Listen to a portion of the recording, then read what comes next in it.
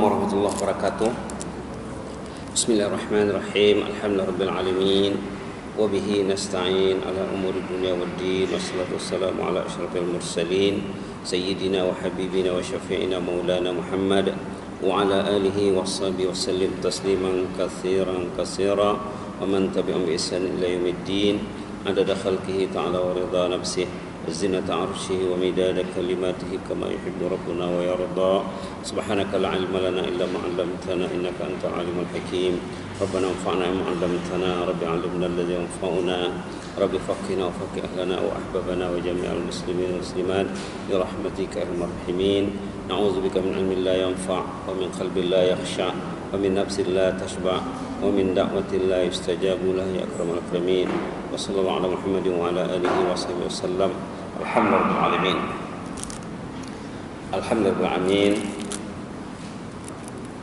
Yang saya hormati pengurusi surau An-Nur dan semua ahli jabatan kuasa yang berkhidmat di rumah Allah yang kita cintai ini, termasuk imam, Bilal dan jemaah hadirin hadirat muslimin muslimat, datuk dan datin yang dirahmati Allah sekalian.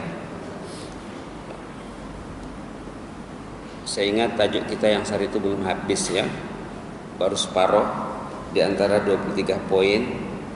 Di bawah hati keras membantu menjadi lunak, artinya kaedah melunakkan hati. Manusia ini dikendalikan oleh hatinya. Kalau hatinya bagus, baik, dalam bahasa Arabnya iza saluhat katanya. Kalau hatinya baik, saluhal jasadu kulluh, baiklah sekujur jasadnya dan anggota-anggota yang diamanahkan Allah. Jadi dalam bahasa Arabnya istilahnya salah, baik. Kalau arti itu baik.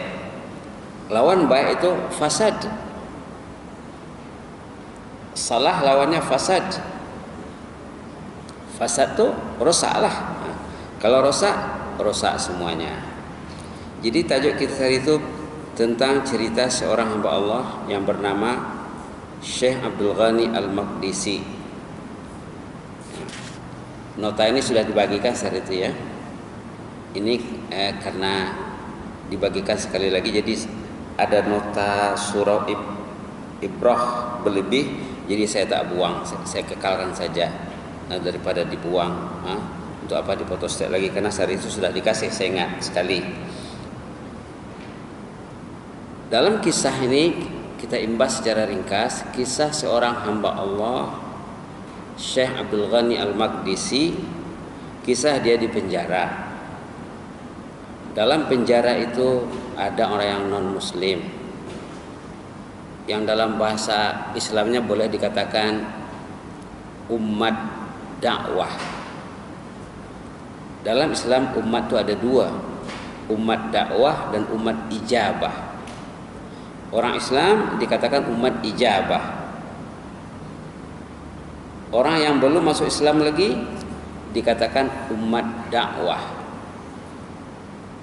Ada umat dakwah, ada umat ijabah.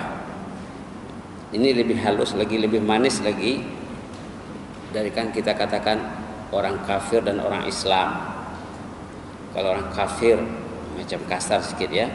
Jadi sinonim orang kafir itu umat dakwah, artinya umat yang wajib kita dakwah. Kalau kita tidak mendakwah mereka, kita akan ditanya nanti. Kalau kita tidak mendakwah mereka, kita akan ditanya Allah, kenapa dakwah tidak sampai kepada mereka. Jadi kisah Syekh Abdul Ghani Al-Maqdisi di penjara. Dalam penjara beliau sholat tahajud ataupun qiyamul lail sampai pagi. Salat sambil baca Quran dalam salatnya, sambil menangis dan berdoa. Boleh dikatakan sepanjang malam menangis, baca doa dan bersolat. Menyaksikan amalan yang demikian hebat ini, umat dakwah tadi ataupun yang non muslim tadi terharu dan terpengaruh dibuatnya. diperhatikannya sholat orang ini. Nah, ini hikmah memperhatikan orang lain ya. Boleh jadi kalau di tempat lain barangkali ada orang sholat mungkin dia tak perhati pun. Nah, bila hidayah itu mau datang, caranya begitulah Allah memberi orang itu hidayah, diperhatikannya orang yang sholat. Akhirnya pagi hari umat dakwah ataupun non muslim tadi menjumpai ketua penjara, minta dibebaskan untuk mereka itu masuk Islam. Bebaskanlah kami ingin masuk Islam, katanya, memasuki ataupun menganut agama yang dimiliki atau dianuki oleh lelaki ini. Hebat ya, menyaksikan orang yang sholat boleh berubah agama. Ketua penjara menyiasat, adakah orang ini berdakwah dalam penjara? Kata umat dakwah tadi, yang non muslim tadi, Yahudi dan Nasrani, secara lisan tidak ada dia berdakwah kepada kami.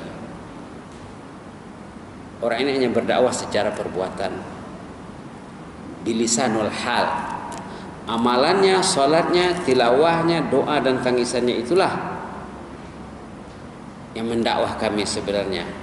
Dia bukan bermaksud berdakwah, tapi kami sudah terdakwah, kami sudah didakwah. Begitulah. Saat itu kita sudah ulas separuh daripada catatan yang ada di sini, semuanya ada 23. Nah, kita ulang saja dari 12 ya. Nah, ataupun dari 11 lah. Poin 11. Kesan raut muka dan wajah para salihin boleh menghidupkan hati yang mati dan ketandusan. Pagi hari setelah syekh tadi selesai sholat, dilihat oleh orang non muslim tadi wajah orang yang saleh. Oh, begini wajahnya rupanya, kata. Dengan melihat wajah boleh berubah minda ya. Kita teringat sejarah Rasulullah SAW berhijrah. Sejarah baginda Rasulullah berhijrah sampai di Madinah. Baginda Rasulullah SAW disambut oleh penduduk Madinah semuanya, yang muslim dengan yang non muslim, Arab yang non Arab, termasuk bangsa Yahudi menyambut ketibaan Rasulullah SAW di Madinah. Antara yang dicatat dalam sejarah dan disebut juga dalam Quran, Abdullah bin Salam, tokoh masyarakat Yahudi di Madinah. Semasa Rasulullah tiba di Madinah, Abdullah bin Salam, tokoh Yahudi ini turut serta menyambut, menyaksikan kedatangan Rasulullah SAW. Diperhatikannya, malah dalam sejarah dicatat kata-kata Abdullah bin Salam, katanya, saya lihat raut mukanya bukan orang pembohong, katanya, orangnya orang baik. Dilihatnya ditatapnya wajah Rasulullah SAW bukan pembohong seperti mana yang didakwa oleh musuh-musuh Islam di Mekah. Nabi itu pembohong, Nabi itu gila lah, macam-macam. Innaka lamajnun dalam Quran ada disebut. Terang-terang sebut Rasulullah itu gila. Saya lihat, kata Abdullah bin Salam, wajah Muhammad ini bersih, baik, jujur, benar orangnya. Begitulah ya. Wajah orang yang saleh itu boleh mempengaruhi orang yang menatapnya. Begini juga yang berlaku kepada Syekh Abdul Ghani Al-Maqdisi, bahwa kesan raut mukanya mengubah minda orang yang satu penjara dengannya dari kalangan kaum Yahudi dan Nasrani. Kemudian hal ini membuka pintu hidayah bagi siapa yang dipilih Allah. Bila dilihatnya wajah orang ini, wajah orang betul, bersih, jujur, murni, tulus, ikhlas, lalu orang itu teringin mengikuti ajakan dan agama syekh tadi. Itulah pintu hidayah Allah dengan mendengar, memerhati dan berkomunikasi secara perbuatan. Boleh dikatakan bahasa body lah ya, gerak sholatnya, rukuk sujudnya, tangisnya, rintihannya, tadarru', tadarru', luahan, bahwa Syekh Abdul Ghani ini meluahkan isi hatinya kepada Allah waktu bertahajud. Ini membuka hidayah bagi hamba yang dipilih Allah. Jadi apa kerja kita yang berada dalam rumah Allah inilah, kita mesti mencari pintu-pintu hidayah Allah. Macam mana kita supaya dapat ide-ide yang bernas? Orang tadi mendapat ide yang bernas, mendapat hidayah melalui berinteraksian dengan orang yang saleh, bukan dengan berinteraksi dengan bercakap, menyaksikan ibadatnya. Subhanallah, menyaksikan ayat-ayat yang dibacanya. Terbukalah pintu hidayah Allah. Pintu hidayah Allah ini kalau untuk konteks jamaah lah ya, kebanyakannya ialah hadir dalam majelis ilmu dengan niat yang ikhlas, dengan niat yang ikhlas. Kata ulama, nak dapat ilmu paling kurang ada tiga yang harus kita miliki. Kata ulama, kalau kita miliki yang tiga ini, insya Allah akan dapat ilmu. Pertama, niat ingin tahu. Bila kita duduk mendengar ilmu, kita mesti ada ya sesuatu yang baru kita ambil nanti. Niat ingin tahu. Yang kedua, niat ingin mengamalkan apa yang sudah tahu. Yang ketiga, niat ingin menyampaikan. Ingin tahu, ingin beramal, dan ingin menyampaikan. Kalau yang tiga ini ada, mudahlah dapat hidayah. Nah, itu kata ulama ya. Ini termasuk dalam babul istima' yang diulas oleh ulama dalam hadis-hadis ataupun tafsir Quran ya. Adabul istima', macam mana adab kita mendengar ceramah, pengajian, tazkirah ataupun kuliah. Katanya ingin tahu, ingin mengamalkan, dan ingin menyampaikan. Ke-13, beri perlunya hidup bermuhasabah diri. Muhasabah sangat perlu. Muhasabah sangat perlu. Orang yang non muslim tadi bila mendengar bacaan yang dibaca oleh Syekh Abdul Ghani, melihat cara dia berinteraksi dengan kaumullah dengan tangisan dan doanya. Ini satu hal lagi ya. Satu hal lagi yang perlu kita belajar, macam mana kita boleh menangis membaca Quran. Ini sudah diajarkan oleh Rasulullah SAW. Rasulullah sudah memperlihatkan kepada sahabat baginda menangis satu malam dengan membaca Quran. Istri baginda juga, sahabat-sahabat lain juga, generasi awal Islam ya, abad pertama, kedua dan seterusnya, banyak dicatat dalam sejarah isak tangis orang yang saleh dalam sholat. Inilah yang mengubah minda umat dakwah tadi, membuat mereka bermuhasabah.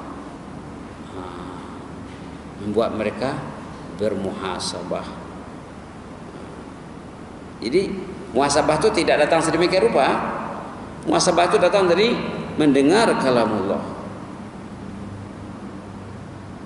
Macam Umar bin Khattab lah contohnya ya, yang semua kita ingat dalam sejarah macam mana Umar bin Khattab radhiyallahu anhu masuk Islam. Setelah membaca lembaran yang diberi oleh saudaranya perempuan, dibacanya awal surah Toha. Dalam catatan ulama katanya 16 ayat pertama surah Toha. Toha ma anzalna 'alaikal qur'ana litashqa illa tadhkiratan liman yakhsha tanzilan mimman khalaqal arda was samawati al-'ula tanzilan mimman khalaqal arda was samawati al-'ula ar-rahmanu 'alal 'arsy istawa, sampai kepada fala yasuddannaka 'anha man la yu'minu biha wattaba'a hawahu fatarda. Dibaca oleh Umar, diperhatikannya, lalu dia bermuhasabah diri. Hebatnya kalamullah ya.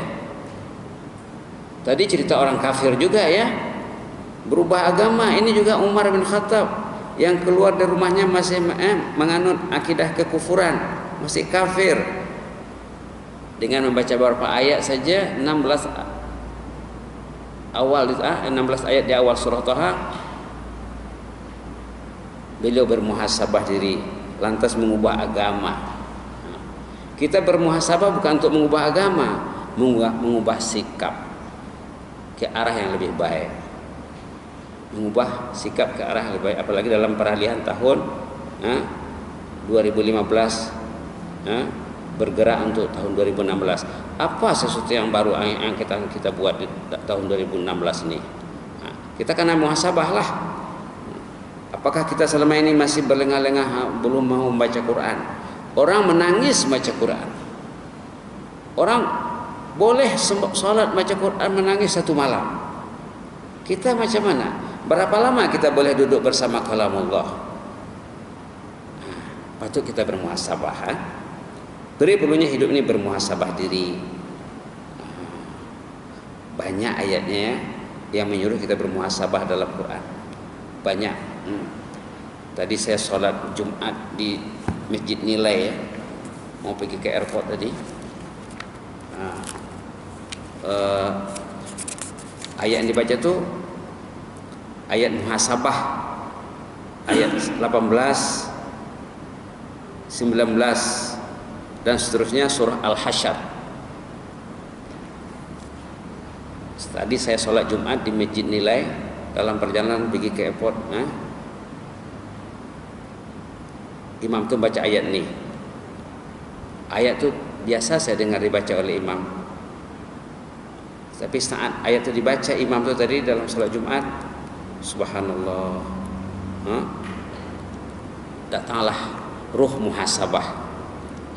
Ya ayyuhalladzina amanu taqullaha wal tanzur nafsum ma qaddamat lighad wal tanzur nafsum ma qaddamat lighad wattaqullaha innallaha khabirum bima ta'malun. Ini ayat muhasabah nih.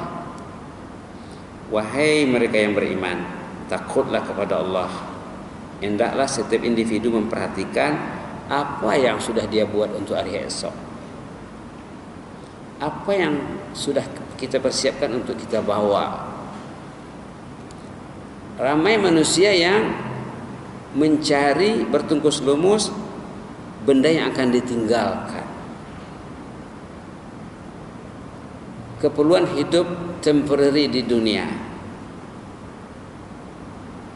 Lihat maqaddamat lihat, apa yang sudah dia buat untuk hari esoknya. Itu ramai manusia yang lalai.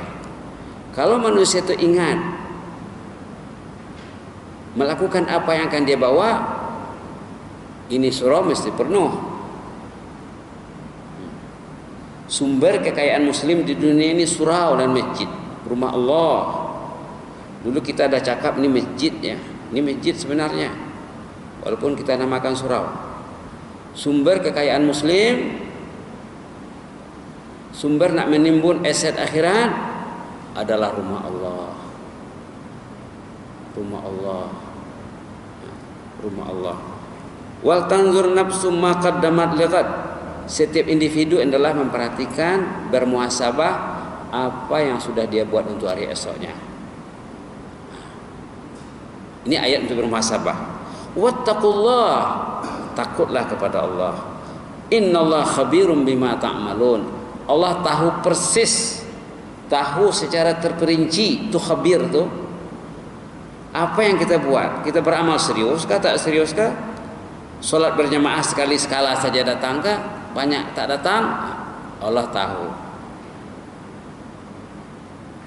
Baca Quran belum dibaca lagi, Allah tahu. Kalau orang tu belum baca Quran lagi, berarti dia banyak dalam kesia-siaan. Orang yang menjauhi kesia-siaan dia akan baca Quran. Identiti kita boleh dilihat dari berapa Quran kita baca satu hari, berapa zikir. Tengok ayat yang sesudahnya. Wala takunu kalladzina nasullah. Ayat 19 surah Al-Hasyr, ayat berikutnya. Kamu jangan seperti orang yang selalu lupa kepada Allah, selalu tak ngaji, selalu tak ngaji, selalu tak ngaji. Apa akibat pahit buah kepahitan sikap tersebut? Fa'ansahum anfusahum. Akibat orang itu tidak berzikir, tidak membaca Quran, Allah jadikan mereka lupa terhadap dirinya. Wah, lupa terhadap dirinya. Ini resiko yang tinggi ya. Resiko yang tinggi, resiko tinggi lupa kepada Allah. Allah jadikan orang itu lupa terhadap dirinya. Ini buah pahit. Ini kepahitan lalai, kepahitan kelalaian. Ansahum anfusahum. Allah jadikan mereka itu lupa terhadap dirinya. Tak baca Quran, tak pegang Quran satu hari pun dia oke je perasaannya. Tidak takut dia, tidak risau dia, tidak merasa rugi. Itulah orang yang lupa diri. Apalagi sesudahnya, ulaika humul fasiqun. La haula wala quwwata illa billah. Terang dalam Quran ya, itulah yang dikatakan golongan yang fasik. Fasik keluar daripada garis ketaatan. Bukan orang yang taat, bukan orang yang bertakwa, bukan orang yang saleh, bukan orang yang ikhlas, bukan orang yang berjaya, beruntung, faizun, muflihun, bukan. Fasiqun. Kalau kita lihat ayat tentang fasiqin ini, innallaha la yahdil, apa katanya dalam suratul Baqarah, wa ma yudillu bi illal fasiqin, bahwa orang fasik itu akan tersesat hidupnya. Nauzubillah. Ini ayat-ayat muhasabah sebenarnya ya. Tadi kita dalam sejarah Syekh Abdul Ghani ini, dia tak sebut ayat apa yang dibaca oleh Syekh Abdul Ghani yang mendorong non muslim tadi berubah agama, bermuhasabah. Tak ada sebut. Jadi kita kena cari ayat-ayat kalamullah yang merangsang kita untuk bermuhasabah, mengubah cara hidup dari yang tidak mau baca Quran jadi mau, dari yang sering absen sholat berjamaah menjadi penuh sembahyang berjamaahnya, dari yang malas sembahyang sunat jadi rajin sembahyang sunat, dari yang malas sembahyang tahajud qiyamul lail jadi rajin. Begitulah seterusnya ya. Contoh-contoh saja. Kejernihan dan potensi fitrah suci terserlah. Orang yang non muslim tuh, umat dakwah tadi, walaupun mereka belum mengucapkan 2 kalimat syahadat lagi, mereka masih dalam status kafir, tapi ada modal suci yang dikatakan fitrah yang dijadikan Allah dalam diri orang tuh. Setiap orang yang lahir ada modal diberi Allah yang dikatakan fitrah. Modal untuk beriman, modal untuk mempercayai Allah. Anak kecil kalau kita perhatikan, kalau kita didik dengan baik, kita dapat melihat fitrah suci pada anak itu. Apa kita? Kecuali kalau anak itu sudah terpengaruh secara negatif oleh persekitaran yang negatif, itu lain hal lah ya. Ini orang kafir bila berinteraksi dengan orang saleh, fitrah sucinya terserlah. Keinginan mempercayai Allah itu terserlah. Keinginan untuk beriman itu terserlah. Dari apa? Dari persekitaran yang baik. Dari persekitaran yang baik. Kesan percaya kepada kematian dan hari pembalasan juga. Syekh Abdul Ghani dalam salatnya membaca ayat-ayat tentang kematian dan hari pembalasan. Hampir setiap muka surat dalam Quran, kalau kita buka Quran ya, tentang hari pembalasan, tentang rahmat, tentang azab. Hampir setiap halaman. Malah kadang-kadang dalam satu halaman disebut lagi berulang kali. Malah beberapa surah dalam Quran disebut dengan nama-nama hari kiamat dan fenomena hari kiamat. Itulah ya yang merangsang kita untuk mempercayai kematian dan hari pembalasan. Ke-16 kesan dakwah bil hal atau bilisanil hal. Di sinonim ya, sinonimnya. Dakwah bil hal sama dengan dakwah bilisanil hal. Artinya dakwah dengan qudwah hasanah, dakwah dengan contoh teladan, dakwah dengan perbuatan. Dalam istilah Islamnya dakwah bil hal. Lawannya, opposite-nya dakwah bil maqal. Maqal itu dengan bercakap, dengan tutur kata ataupun dengan tulisan. Nah, dakwah bil hal, dakwah dengan perbuatan. Dakwah bil hal sangat penting kesannya dalam melunakkan hati yang keras membatu. Nah, begitulah tadi Syekh Abdul Ghani Al-Maqdisi, dia sembahyang, tak jemu sampai pagi. Hebat ya. Apa faktor positif yang mendorongnya? Kata ulama, keikhlasan. Dulu saya dah sebut, ikhlas ini perkataan Arab, perkataan Al-Quran yang sudah digunakan pakai dalam bahasa Melayu. Akhirnya kebanyakan orang Melayu tak paham ikhlas itu macam mana, karena sudah biasa dia pakai, maka dia tak paham. Inilah contoh orang yang ikhlas. Boleh sembahyang satu malam, tak penat. Maka ulama membuat ulasan dalam karya-karya mereka, ciri-ciri orang yang ikhlas tidak pernah jemu. Kejemuan itu datangnya daripada kecacatan ikhlas. Kejemuan itu datangnya daripada keikhlasan yang bermasalah. Kalau orang itu ikhlas, dia tak akan jemu. Kenapa? Orang ikhlas itu dia didukung, disokong oleh Allah. Orang yang ikhlas itu disokong oleh malaikat. Allah dan malaikat menyokong orang yang ikhlas.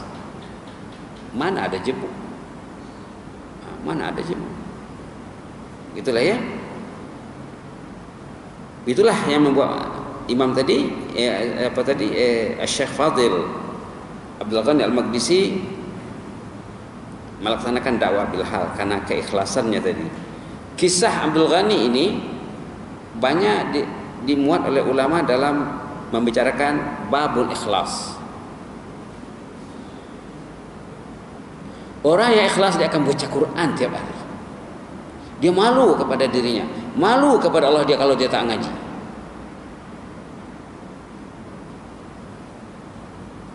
Malu dia kalau dia tak pegang Quran. Malu kepada dirinya. Takut dia kalau keikhlasannya itu cacat. Ya. Baiklah. Pelbagai kaidah bagi melunakkan hati yang bermasalah. Dalam cerita ini ada beberapa kaidah. Pertama, kaidah berinteraksi dengan kalamullah. Memang itulah yang membuat orang kafir tadi masuk Islam. Kemudian kisah Qiyamul Lail. Memang yang mereka saksikan itu adalah ibadat Qiyamul Lail Syekh Abdul Ghani Al-Maqdisi. Dah dua ya. Baca Quran, ini kaidah melunakkan hati yang bermasalah. Baca Quran, Qiyamul Lail,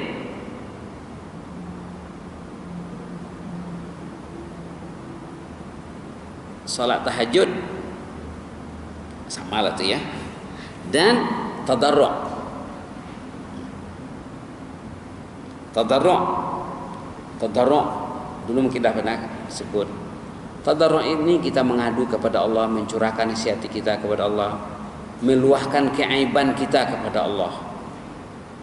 Terus terang dengan Allah, mengadu, menangis, mengeluh, ya Allah macam mana lah aku ini, umurku sudah 50 lebih, 60 lebih, masih malas lagi mengaji ini, ya Allah, apa jadinya aku ini, tolonglah ya Allah, bacaan Quranku masih sedikit sangat. Kalau yang sedikit, kalau dia sudah rajin mengaji, mesti melangkah ke tadabbur lagi. Langkah pertama pandai membaca Quran. Langkah kedua mau mengaji, membaca yang tersurat. Langkah yang ketiga membaca yang tersirat, karena belajar. Bila dia sudah tahu yang tersurat dan yang tersirat, maulah dia menangis baca Quran itu nanti. Maulah menangis. Dia faham maksudnya. Dia faham maksudnya. Dah berapa tadi? Baca Quran, qiyamul lail, salat tahajud, bertadarru'. Tadarru'. Kalau tulisan jauhnya ta, dad, ra'in. Tadarru'. Tadarru' itu macam saya cakap tadi lah. Kita meluahkan kegundahan, kelemahan kita kepada Allah supaya dibaiki Allah. Allah itu doktornya kita. Allah itu maha doktor. Allah itu tahu penyakit kita. Allah itu tahu cara mengobatinya. Tahu lah. Khabirum bima ta'malun tadi. Allah itu tahu persis, tahu cara detail. Orang itu serius kah tak serius? Main-main kah macam mana? Berapa Quran dia baca? Ataupun dia tak baca Quran? Ataupun dia baca Quran dalam majlis tahlil kalau ada majlis saja? Allah Ta'ala tahu. Tadarru', macam saya cakap, ya Allah, usiaku sudah 60 tahun, baca Quran masih susah lagi, ya Allah. Qiyamul lail masih susah lagi, macam mana ini, ya Allah, tolonglah. Hiasilah baki usiaku ini dengan amal ketaatan yang hebat, ya Allah.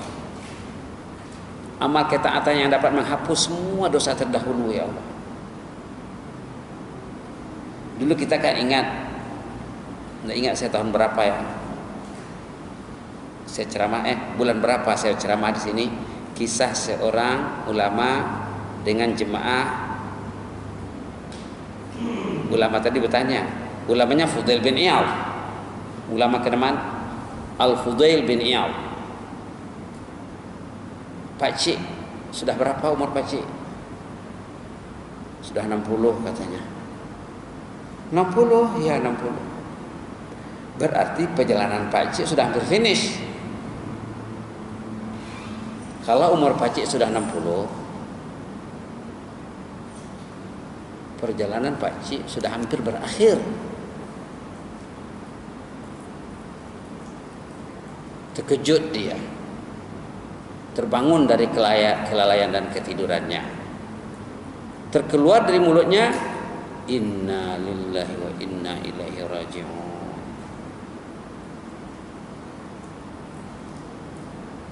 Inna lillahi wa inna ilaihi raji'un. Inna lillah dia tu dengan inna lillah kita tidak sama tu. Kita inna lillah kita penggunaannya 1% saja barangkali daripada penggunaan yang sebenar. Sepatutnya inna lillah itu digunakan kalau kita terlambat sembahyang berjemaah. Orang sudah solat kita masih masbuk. Inna lillahi wa inna ilaihi raji'un. Innalillah itu kalau kita tidak pergi sembahyang berjemaah. Innalillah, Allah marah sama aku ini. Kalau Allah tidak marah sama aku pasti ada di rumahnya waktu sholat. Innalillah itu digunakan kalau kita satu malam berlalu tidak megang Quran. Innalillah wa inna ilaihi raji'un. Tak ada mengaji malam ini. Itu kegunaan innalillah itu sebenarnya. Sama dengan ikhlas tadi. Karena perkataan ikhlas sudah masuk dalam kamus Dewaan.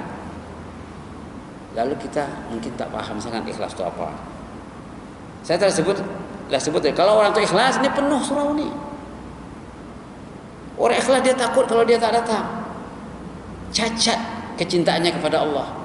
Keikhlasannya tercemar oleh cinta benda. Orang yang tak datang ke surau itu pada kebanyakannya benda yang mengganggunya, makhluk yang mengganggunya, anak, istri, atasan dan bawahan, uang ringgit, perut, ada yang dihalangi oleh perutnya, benda juga lagi.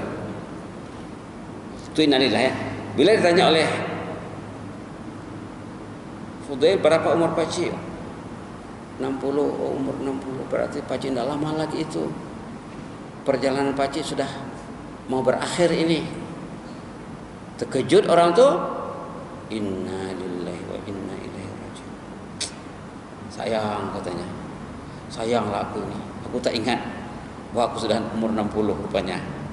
Tinggal 2-3 tahun lagi. Kalau ikut umur Rasulullah dan sebagian sahabat.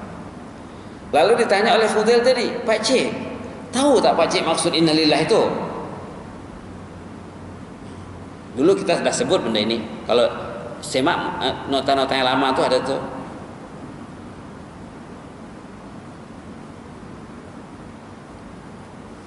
Pakcik itu belum menjawab lagi maksud innalillah itu, baru dikatakan oleh Fudail, innalillah itu maksudnya satu hari nanti pakcik akan meninggal. Pakcik akan meninggal, nanti akan dipanggil Allah, akan ditanya apa yang pakcik buat dalam hidup nih. Yang 60 tahun itu apa yang dibuat? Nah nih, wal tanzur nafsu ma qaddamat ligat tadi. Ayat 18 surah Al-Hasyr. Wal tanzur ma qaddamat ligat. Umurnya dah 60 tahun. Apa yang dia buat untuk ghad? Untuk kehidupan sesudah mati, itu maksudnya. Lagi terperanjat pakcik tadi, nak mati saja dia tak ingat, apalagi nak memperjuangkan, mempertahankan pertanyaan Allah nanti waktu dia ditanya, mempertanggungjawabkan. Kita akan ditanya, suami akan ditanya tentang istri, istri akan ditanya tentang suami, suami istri akan ditanya tentang anaknya.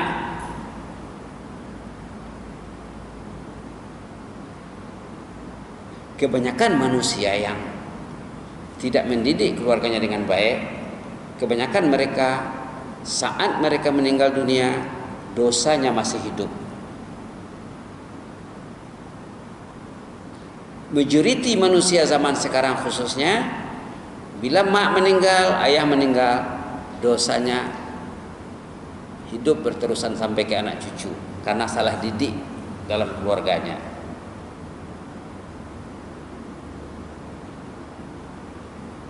Maka Imam Syatibi mengatakan dalam karyanya Al-Muwafaqat namanya, beruntunglah orang yang mati dosanya stop.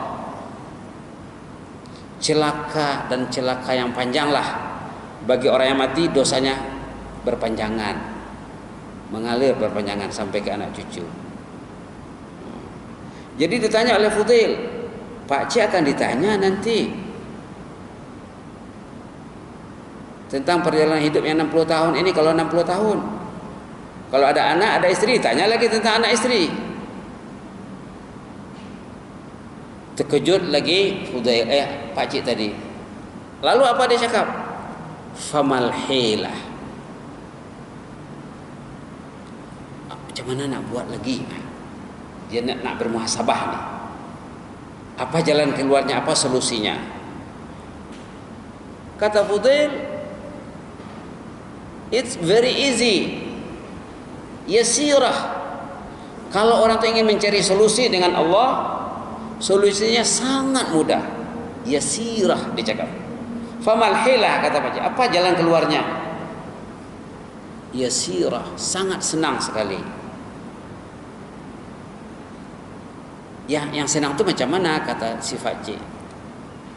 Kata Fudail, yang penting sekarang pakcik bertobat dari kelalaian pakcik selama 60 tahun.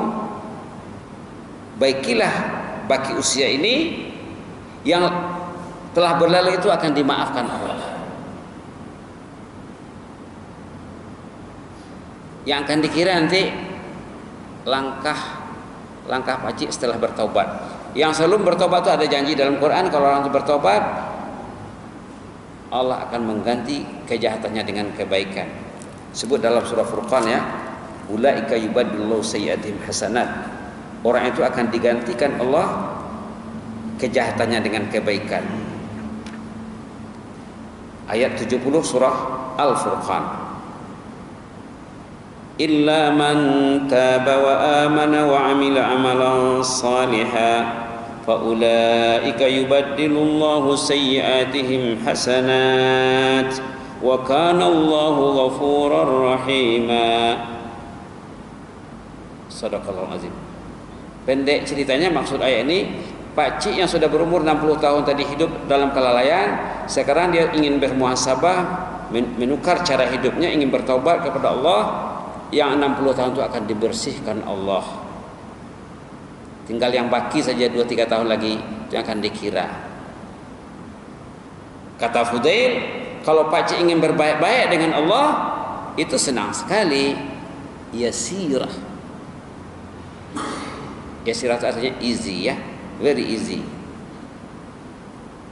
Namun kata Fudail, kalau Pak Cik belum berubah lagi, terkumpullah dosa yang lalu itu kepada dosa yang akan datang.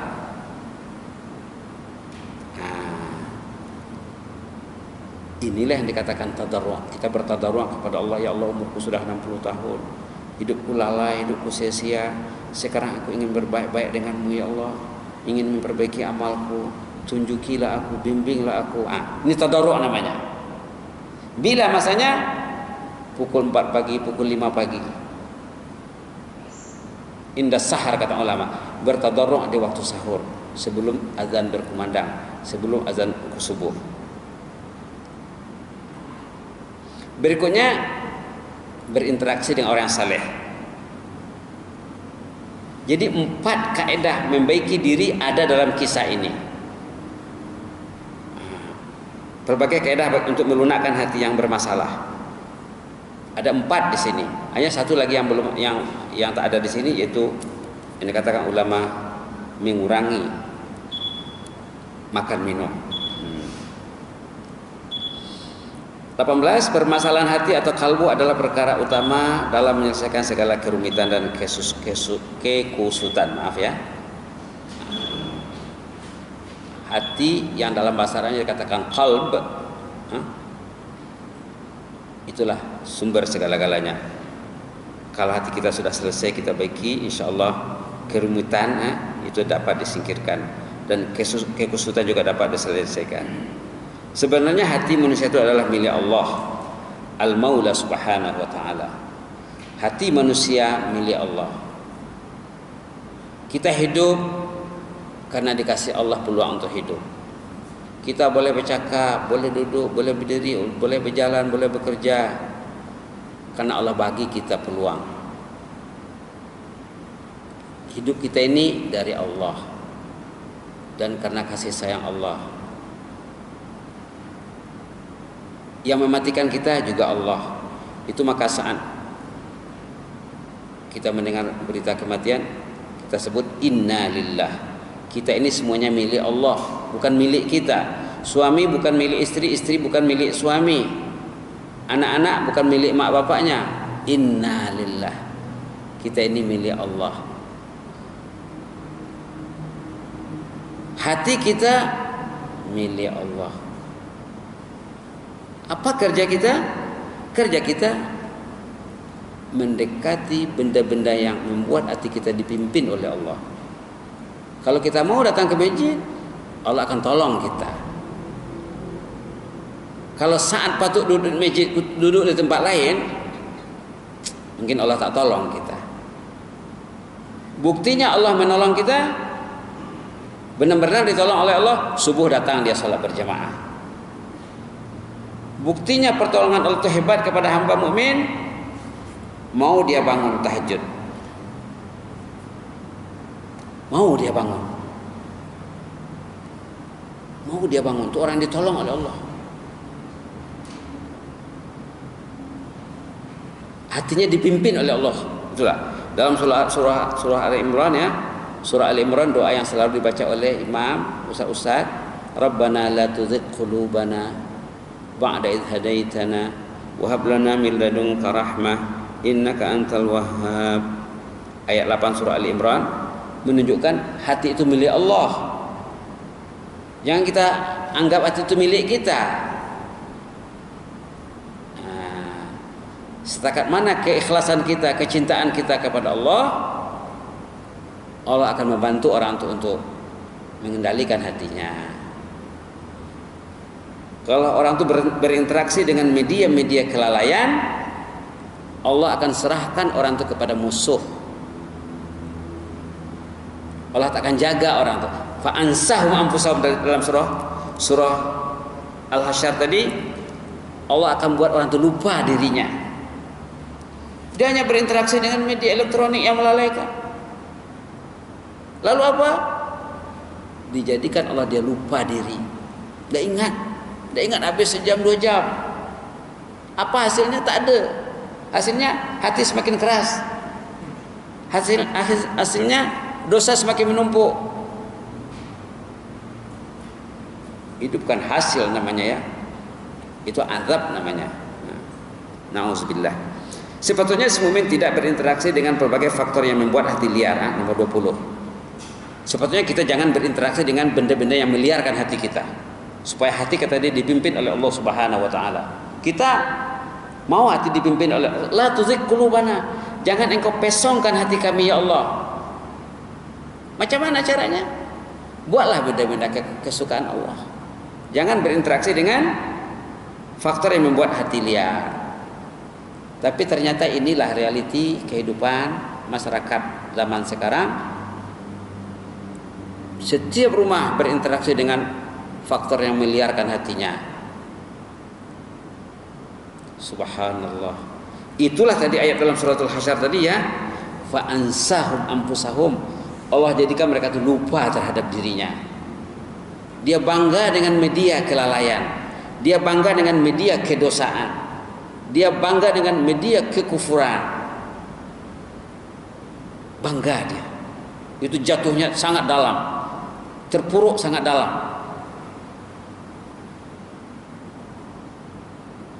Jauh tersesat. Nauzubillah.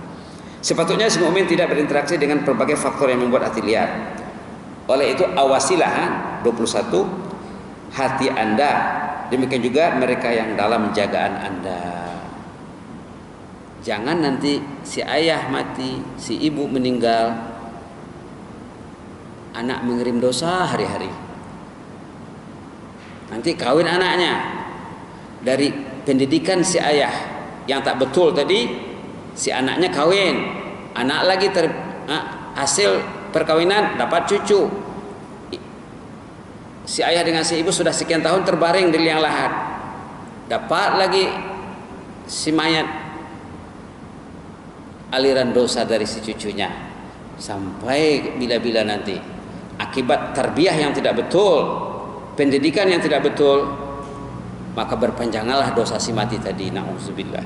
Ini dikatakan oleh Imam Qurtubi seperti yang kita katakan tadi, celaka yang berpanjanganlah orang yang mati dosanya hidup bertahun-tahun. Sepatutnya sebaliknya ya, kita meninggal dosa stop, pahala mengalir hari-hari sampai ke anak cucu. Itu sepatutnya. Macam mana anak tercipta itu? Awasilah hati Anda, demikian juga mereka yang dalam jagaan Anda. Kita akan awasilah mereka. Allah Al-Maula Subhanahu wa taala Maha Kaya. Allah itu kaya. Macam cerita si pakcik yang 60 tahun tadi. Kalau pakcik bertobat katanya, Allah akan tutup kes pakcik yang 60 tahun nih. Allah tak akan ungkit lagi tu. Kan kaya Allah. Kaya Allah. Hanya angkat tangan saja, ya Allah maafkanlah aku ya Allah. Baikilah kehidupanku ini. Aku ingin bertaubat, aku ingin berubah ya Allah. Serta merta hapus. Tapi yang nak berterus terang dengan Allah, yang bercakap dengan Allah, ini katakan tadarru' tadi, dengan hati yang betul-betul ingin berubah, betul-betul menyesal. Ini yang perlu ya, ini yang perlu. Allah Maha Kaya, Maha Kuasa, Maha Pemaaf, Maha Pengampun. Rebutlah rahabuan Anda dari sifat-sifat Allah yang mulia. Allah Maha Pengampun, Ghafur. Ghafur, pengampun dosa-dosa yang besar. Ghaffar, pengampun dosa yang banyak, sebanyak manapun dosa orang itu bagi Allah tidak ada masalah, asalkan kita meminta maaf kepada Allah.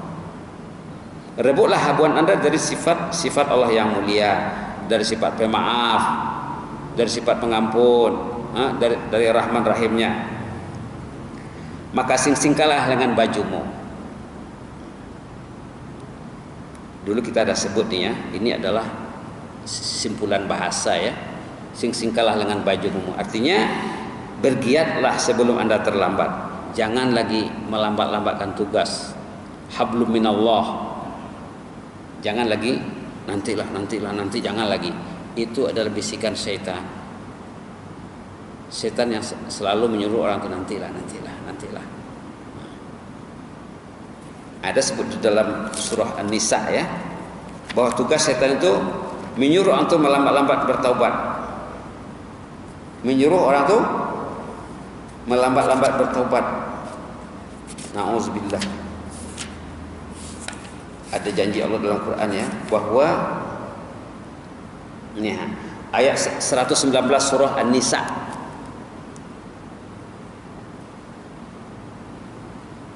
Wala udhillannahum, ayat 119 surah An-Nisa. Wala udhillannahum, aku akan menyesatkan anak Adam itu katanya. Kalau boleh 100% mau disesatkan oleh iblis. Wala umanniyannahum, ini dia umanniyannahum,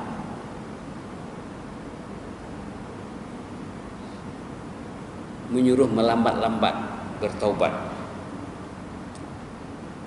Kawan sebaya Anda masih sehat-sehat belaka katanya, padahal sudah banyak yang meninggal sudah. Nantilah baca Quran, nantilah sembahyang tahajud, nantilah qiyamul lail. Wala umanniyannahum. Ini kalau kita uraikan perlu satu ceramah tersendiri ini ya, cara syaitan menyesatkan manusia. Boleh kita lihat 119, 120, 121.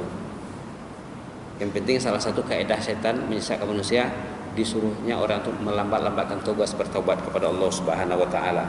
Jadi elakkanlah penyesalan yang besar yang disebut dalam surah Al-Mu'minun, penyesalan yang akan dialami oleh setiap orang yang meninggal dunia yang cuai. Bila orang itu sudah tahu dia akan mati, tanda-tanda kematian dia sudah mengalaminya, apa dicakap? Jangan dulu ya Allah, jangan dulu, irji'uni, jangan dulu, tangguhkan dulu. Inilah keterangan dalam surah Al-Mu'minun ayat 19 dan 100. Irji'uni hatta iza jaa ahadahumul maut qala rabbi irji'uni hatta iza jaa ahadahumul maut qala rabbi irji'un. Bila orang itu sudah tahu dia nak mati, jangan dulu ya Allah, excuse me, tolonglah ya Allah, jangan dulu. Ini akan berlaku bagi orang yang masih malas membaca Quran. Aku nak mengaji dulu sekejap ya Allah, aku nak pegang Quran, aku nak buka Quran, aku nak sembahyang tahajud sekejap ya Allah, aku nak sembahyang duha ini.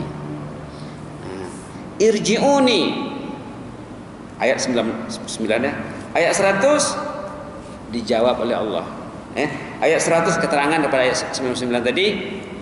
Irji'uni, tangguhkanlah umurku sekejap ya Allah, la'alli a'malu salihan, agar aku melakukan amal saleh, fima taraktu, yang aku abaikan selama ini, yang belum aku belum buat lagi, aku belum sempat mengaji, baru nak bercadang. Ini syaitan tadi. Nantilah, besoklah. Nantilah aku akan mengaji 1 juz 1 hari. Subhanallah. Saya baru 2 hari ya, 3 hari baru balik dari Padang, Sumatera Barat. Sempat saya menziarahi seorang sahabat lama.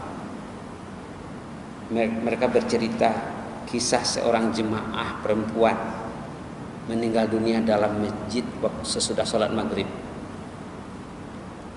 Orang kampung itu bercerita ada jemaah perempuan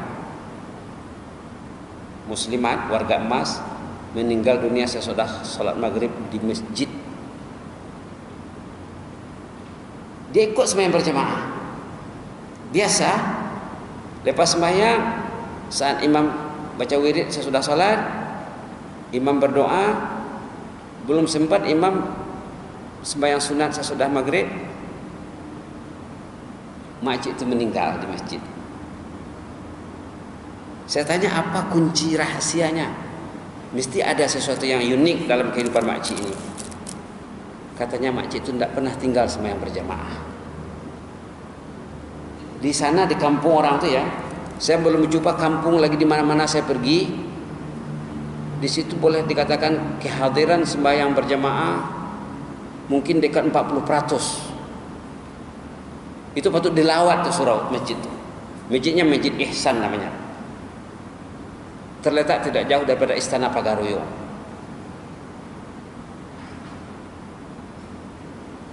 Seorang ibu berumur 84 atau 86 tahun, lupa, yang penting di atas 80 umurnya. Dia meninggal di rumah Allah. Saya tanya apa amalannya? Tidak mau tinggal sembahyang berjamaah. Dan dia selalu datang awal, 10 menit, 5 menit, dan setiap kali dia datang awal dia baca Quran. Dan dia selalu keluar akhir. Ini di kampung ya, di kampung. Bila dia orang dah solat, dia baca Quran lagi sehingga bila masjid dah lengah baru dia keluar. Dia tak mau bersesak di pintu masuk masjid. Begitulah ya. Hari-hari baca Quran. Orang macam itu tuh sejus hari senang saja bagi dia. Kalau kita boleh baca Quran sejuz hari ya, subhanallah, pasti hati kita akan dijaga Allah, kehidupan kita akan ditadbir oleh Allah Subhanahu wa taala. Kita tidak mampu mentadbir kehidupan kita tanpa pertolongan Allah. Itulah kita minta, ihdinas siratal mustaqim. Ihdinas siratal mustaqim. Bantulah kami untuk mentadbir kehidupan kami. Itu maksudnya tuh makna komunikatif ayat tuh. Jangan kita lihat makna literal, makna perkata. Makna perkataan ini selalu tak paham orang. Tunjukilah kami ke jalan yang lurus. Tak sampai message. Bantulah aku untuk mentadbir kehidupanku ya Allah. Jelas.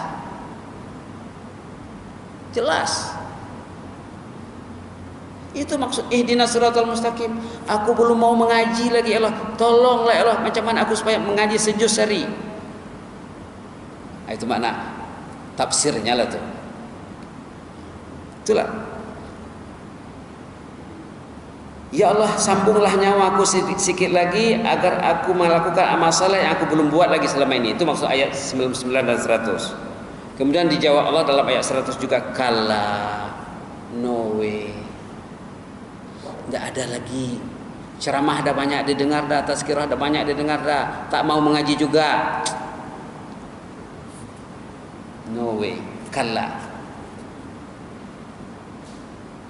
Sekarang maut sudah, ajal sudah sampai, tidak dapat ditangguh lagi. Innaha kalimatun huwa qailuha. Anda ingin bercakap, silakan, tapi tidak akan dilayan. Wa min waraihim barzakhun ila yaumi yub'atsun. Anda sudah berada di alam barzah sampai ke hari berbangkit nanti. Pintu alam barzah sudah di depan Anda sekarang. Ini sudah ada warning dalam Quran ya. Maka sing-singkanlah dengan bajumu katanya. Bergiatlah. Jangan lagi kita tergolong ke dalam orang yang menyesal dengan sesalan yang besar yang kita sebut di sini. Surah Al-Mu'minun ayat 99 dan 100. Sangat baik kalau kita baca istighfar yang pernah kita cadangkan saat itu, Allahumma ighfir lana warhamna wa tub alaina innaka antat tawwabur rahim. Inilah buktinya orang sudah mau baik dengan Allah, buktinya orang sudah mau berbaik-baik dengan Allah. Sekarang kita koneksi kita dengan Allah tak baik. Kalau koneksi baik, mesti dia pegang Quran. Mesti pegang Quran. Connection itu error. Nak membaiki connection, banyakkan istighfar. Allahumma ighfir lana warhamna wa tub alaina innaka antat tawwabur rahim. Artinya, perbaikilah koneksi kami ya Allah. Ampunkanlah kami, berilah kami rahmat.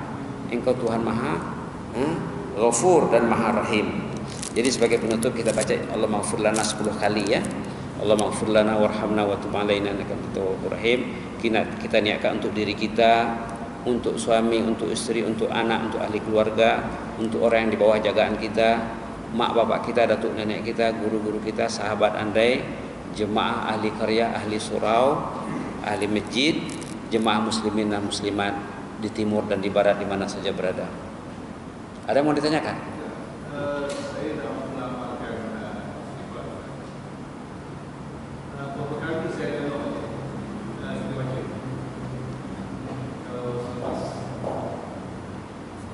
kalau selepas solat beberapa kali kita baca beberapa kali kita baca ulang. Okey. Jawabannya ada dalam surah Al-Hasyr, surah Al-Ahzab. Jawabannya ada dalam surah Al-Ahzab ya. Di sini Allah memperingatkan kita, ya ayyuhalladzina amanu dzkurullaha dzikran katsira. Dalam surah Al-Ahzab, wahai hamba mukmin, uzkurullaha dzikran katsira, berzikirlah sebanyak-banyaknya. Ayat 41 surah Al-Ahzab. Ayat 41 surah Al-Ahzab. Jadi had banyak itu tidak ditentukan. Tapi untuk tahap pertama bolehlah, contohnya ya. Contohnya kita mau 1000 sehari. Contohnya lah. Jadi kita perlu beristighfar sebelum sholat 100, sesudah sholat 100. Termasuk dari perjalanan dari rumah boleh dikira. Kita kira dari rumah ke sini berapa menit. Contohnya, Allahumma ighfir lana warhamna wa tub alaina innaka antat tawwabur rahim. Allahumma ighfir lana warhamna wa tub alaina innaka antat tawwabur rahim. Allahumma ighfir lana warhamna wa tub alaina innaka antat tawwabur rahim. Mungkin 1 menit kita boleh dapat 10 paling kurang. Sepatutnya lebih. Ya, kalau 10 dalam semenit, kalau kita berjalan dari rumah ke surau 10 menit, dah dapat 100. Balik, dah 100 lagi. Kita duduk menunggu azan, menunggu qamat, isi lagi. 1000 sehari itu senang dapat. Kita nak pergi kerja, pergi pejabat, antar anak, ambil anak, pergi klinik, pergi bayar bil dan lain sebagainya, pergi bank, duduk di bank. Allahumma ighfir lana warhamna wa tub alaina innaka antat tawwabur rahim. Allahumma ighfir lana warhamna wa tub alaina innaka antat tawwabur rahim. Kalau 1000 sehari, yasirah, very easy. Kata ulama ya, balik kepada ikhlas tadi, tanda orang ikhlas ditolong oleh Allah, ditolong oleh malaikat, dia tak jemu. Inilah Syekh Abdul Ghani Al-Maqdisi, sembahyang 1 malam sampai pagi tak penat. Terpulang pada target kita. Kita mau berapa? Mau 500. Okeylah. Sebelum solat 50, sesudah solat 50. 100 kali 5, 500. Terpulang sama kita. Ikutlah ya. Ikut. Yang penting kita kena lihat 1 menit berapa dapat. Nanti bila kita naik kereta pergi KL pergi mana, 30 menit dia di atas kereta. Allahumma ighfir lana warhamna wa tub alaina innaka antat tawwabur rahim. Allahumma ighfir lana warhamna wa tub alaina innaka antat tawwabur rahim. Kalau 1 menit, kalau 30 menit berapa?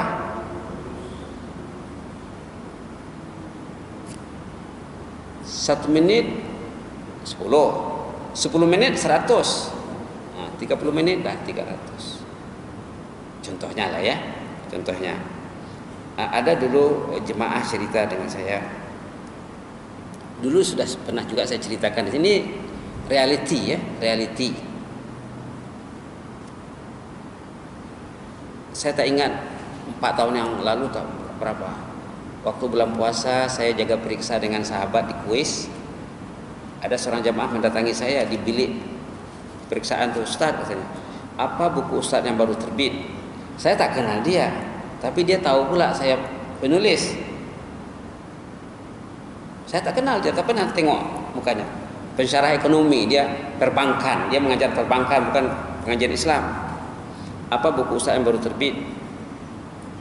Buku itu ada saya bawa sini ya, kebetulan ya. Saya cakap kesan dosa dalam hidup.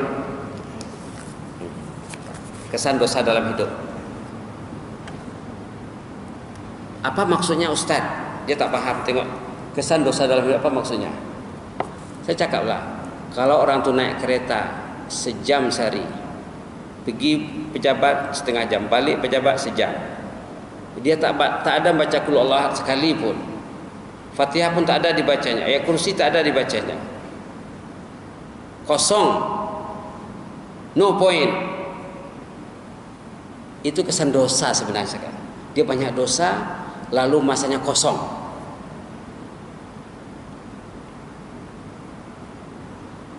Jadi macam mana lagi Ustaz katanya. Saya tanya, Encik tinggal di mana? Dia cakap di Gombak. Okeylah, hari ini coba berangkat balik pulang kerja dari kuis ke Gombak, coba baca qul huwallahu ahad sepanjang jalan. Kebetulan dia naik motor. Qul huwallahu ahad Allahus samad lam yalid walam yulad lam yakul lahu kufuwan ahad. Dari kuis sampai ke Gombak, Taman Melati, Gombak. Besoknya jumpa, macam mana Cik?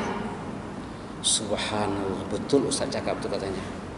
Saya sampai di rumah dah dekat masa waktu berbuka dah, penat tidak, dahaga tidak, stres tidak, macam subhanallah, luar biasalah katanya. Tenang, senang, kuat, gembira, ceria.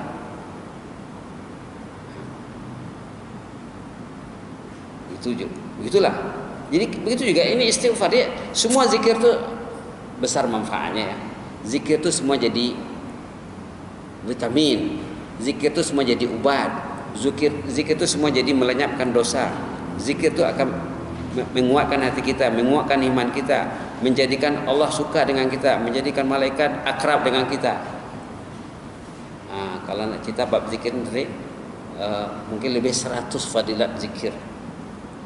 Mungkin lebih 100 fadilat zikir yang dicatat oleh ulama. Jadi tidak ada hadnya sebenarnya ya. Ikut kemampuan kita lah. Yang penting kata ulama seperti yang dikatakan tadi, tandanya orang tu ikhlas, dia tidak jemu.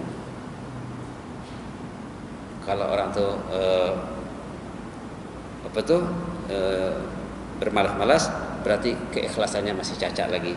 Maka dia perlu beristighfar lebih banyak. Jadi kita bolehlah menentukan target kita, sebabnya ditulis.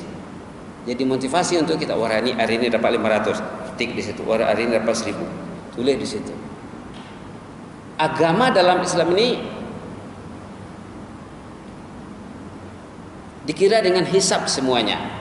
Sembahyang ada rakaatnya, tasbih ada bilangannya, bulan, jam, zikir sesudah salat, Allah subhanallah subhanallah, mau 10 kah, mau 33 kah, ada, semua ada perkiraan. Sembahyang berjemaat 25 derajat, 27 derajat, semua dikira. Amal-amal yang biasa kalau kita tadi beristighfar 100, itu kali 10 tuh di sisi Allah. Berarti 100 jadi 1000 dia nanti. Bersedekah. Nah, ini teringat saya kebetulan. Saya bawa 2 orang budak di sini. Mereka dari Sumatera. Mereka nak pergi mengaji ke Arab. Saya yang menguruskannya. Saya pun dulu mengaji di Arab. Ada hamba Allah dari Malaysia yang menguruskan saya, yang mengasih saya biaya. Saya datang dari Sumatera ke sini, tidak ada duit, tidak tahu jalan. Maka ada hamba Allah orang Malaysia, hamba saleh, menunjukkan jalan dan membiayai saya pergi ke Libya dulu. Saya belajar ke Libya dulu. Dengan pertolongan seorang warga Malaysia, hamba Allah yang saleh, sudah meninggal dia. Dia yang menguruskan penerimaan saya di sana, dia antar sijil-sijil saya, kemudian dia uruskan tiket apa semuanya. Ini sekarang ada 2 orang depan kita ini, 2 orang anak dari Sumatera juga yang saya menguruskan. Di dekat Libya itu ada university khusus untuk orang luar. Tak ada orang tempatan belajar, itu satu university khas dari ma'had, first degree, second degree sampai kepada PhD, belajar free di sana. Free belajar. Budak-budak Malaysia pun ada tahun ini yang tamat, perempuan 2 orang. Nah, tamat BA, kemudian mereka ada yang terus melanjutkan sampai ke master. Jadi begitulah ya. Jadi sedikit ilmu yang diberikan Allah kepada saya ini untuk kawan hamba Allah yang menolong saya tadi. Dia sudah meninggal dari tahun 91 saya ingat. Tapi insya Allah akunnya berisi terus. Nah, inilah orang yang meninggal, amal salehnya jalan. Orang sudah meninggal, amal salehnya jalan. Jadi kebetulan tadi itu yang saya ambil ke airport tadi, budak ini 2 orang. Mereka menunggu urusan untuk pergi ke sana, sangat memerlukan uluran tangan kita semua lah ya. Seorang namanya Ambali, coba bangkit. Ambali. Oke, makasih. Seorang lagi namanya Alam Syah. Alam Syah. Memberikan dia tamat pondok di sana ya, dan dia punya sijil excellent, mumtaz. Keputusan pemeriksaannya saya tengok mumtaz itu, maka cepat dapat jawaban dari sana untuk diterima tahun ini belajar bersama 2 orang penuntut dari Malaysia. 2 Indonesia, 2 Malaysia. Yang dari Malaysia itu seorang dari Segambut, Kuala Lumpur, seorang dari Kelantan. Akan diuruskan nanti keberangkatannya ke sana. Mudah-mudahan jadi amal saleh kita semua lah ya. Begitulah. Semoga Allah memberkati kita semuanya.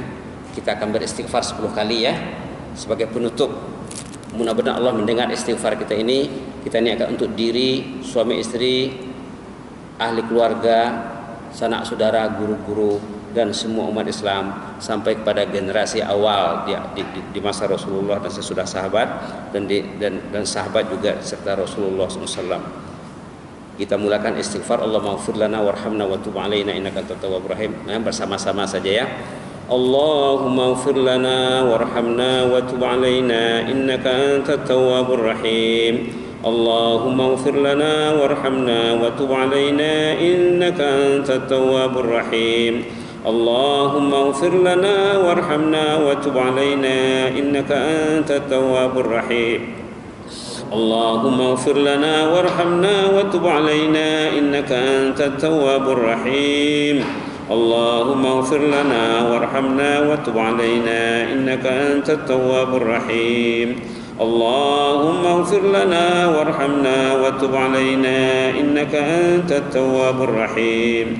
Allahumma ighfir lana warhamna wa tub alaina innaka antat tawwabur rahim. Allahumma ighfir lana warhamna wa tub alaina innaka antat tawwabur rahim. Allahumma ighfir lana warhamna wa tub alaina innaka antat tawwabur rahim. Allahumma ighfir lana warhamna wa tub alaina innaka antat tawwabur rahim ya arhamar rahimin. Demikianlah ya, mudah-mudahan kita ditemukan Allah lagi dalam kesempatan yang lain. Sama-sama kita baca tasbih kafarah. dan surat Al-Asr. Subhanakallahumma bihamdik asyhadu an la ilaha illa anta astaghfiruka wa atubu ilaik. A'udzubillahi minasyaitonir rajim. Bismillahirrahmanirrahim. Wal 'asr innal insana lafi khusr illa alladziina amanu wa 'amilus salihati wa tawassaw bil haqqi wa tawassaw bis sabr. Shadaqallahul azim. Assalamualaikum warahmatullahi wabarakatuh.